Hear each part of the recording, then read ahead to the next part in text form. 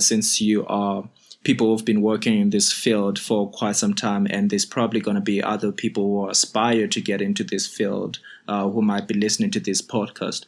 What are some of the quick, 3 to 5 tips that you could give aspiring UX designers out there who want to get into this space? What should they look into? What should they study? What should they practice every day?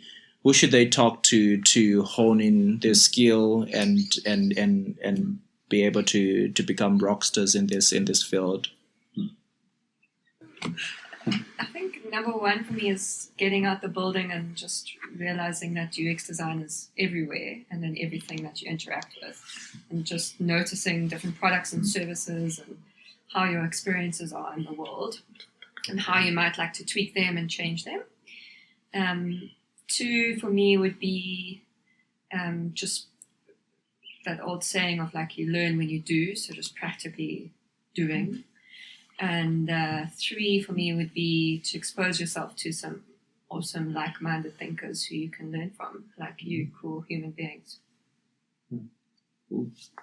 Yeah, how do I build on that? I think yeah, empathy plays a big part. You've got to be a good people person. You've got to be able to empathize and put yourself in the shoes of other people as much as possible. And if that's not the type of person you are, it's probably not your type of industry. But if it is, and you actually want to try and contribute and make change in the world, then that's definitely being empathetic is important.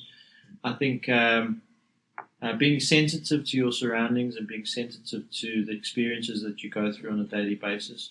Because every time you touch any type of digital device, or every time you go into any type of retail outlet or store, you're being subjected to some type of process that is either been designed or been overlooked completely. And if you are sensitive to what you're going through, it makes you more aware of what can change and what can't change. Generally, when you're experiencing pain in some type of engagement with a product or service, chances are that part of their process is broken, and there's an opportunity there, whether it's for you to come up with a product to go against them, or whether it's for you to inform and help them improve that product or service. Cool.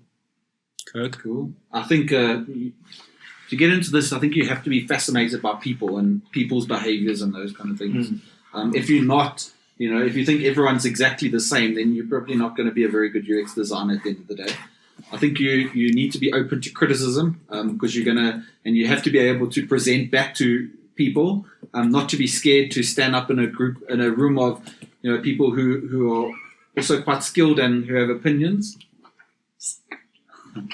Okay, you need to be able to draw whatever Bianca's drawing a lot better than that, so we can have a look at it. Pineapple. Are you pineapple me or not? No, just one actual. So I'd say you must be fascinated with people. You must have a thick skin when it comes to presenting back, because not everyone's going to love your ideas, especially as a UX designer. Not everyone's going to agree with everything that you do.